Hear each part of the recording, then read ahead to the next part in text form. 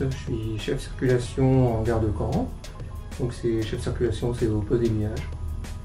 Ça fait 3 ans que je suis ici et ça va faire la 20e année que je suis à la SNCF. Chef circulation, donc on gère un secteur circulation, c'est-à-dire une zone qui est comprise entre l'entrée de la gare de Lisieux jusqu'à l'entrée de la gare de Lison, donc où il y a 3 agents en fait. Et moi je suis au-dessus, je gère les 3 agents de circulation. Je vais prendre plutôt les grandes décisions au-dessus des agents de circulation. Eux gèrent leur secteur qui est divisé en 3 parties.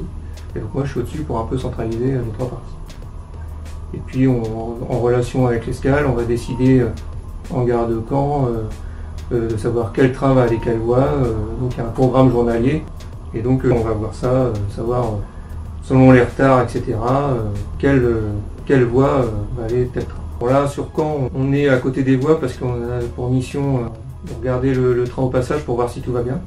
En fait, sur la ligne, on a un poste qui est d'un côté de la voie, un autre poste qui est de l'autre côté de la voie, ce qui permet de voir des deux côtés, de voir si tout va bien sur le train de chaque côté.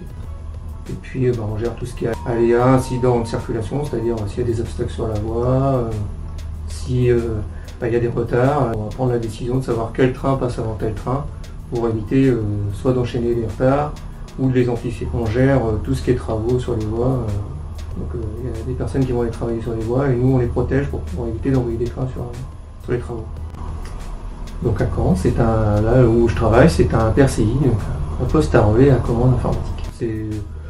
En fait c'est une certaine technologie de poste, il y a différentes. Il y a encore aujourd'hui dans la région, on a encore des postes à levier, comme on voit dans les films, avec des grands leviers qu'il faut tirer, etc. Et il y a des postes informatiques comme celui de Caen. En fait on tape des dialogues sur un ordinateur. Puis lui, il fait l'ordinateur selon les conditions de sécurité, va ouvrir au train ou pas. Alors une journée type, dans un poste comme celui-là, c'est compliqué. En fait, on a rarement des journées identiques. Donc c'est un poste en 3-8, donc le matin, le soir, nous on dit matinée, soirée et nuit. C'est-à-dire qu'on fait 5-13, 13-21 et 21-5 heures. Déjà le matin ressemble rarement à l'après-midi et l'après-midi rarement à la nuit. Ça se passe jamais pareil, quoi. On a toujours des moments où il y a beaucoup plus de trains, par exemple vers 8h, etc. Mais on ne peut pas vraiment dire qu'il y a une journée type, quoi, parce que une journée où il ne se passe rien, c'est assez rare. Il peut y avoir soit un arbre qui est tombé sur la voie, ou une personne qui est tombée du train. Donc en fait il faut s'attendre à tout.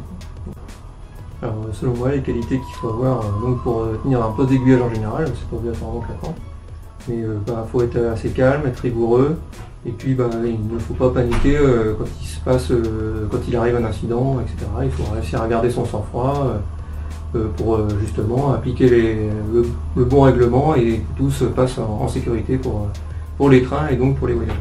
Alors mon métier, moi ce que j'aime, c'est tous les jours c'est différent, donc on voit toujours des choses différentes.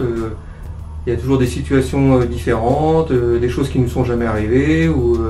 Voilà, donc moi je trouve qu'on apprend tous les jours. C'est sympa, tout ça, parce qu'au moins on n'a pas le train-train, c'est le cas de le dire, mais je trouve que ça c'est vachement bien. Et on travaille dans une bonne ambiance, ça c'est encore mieux.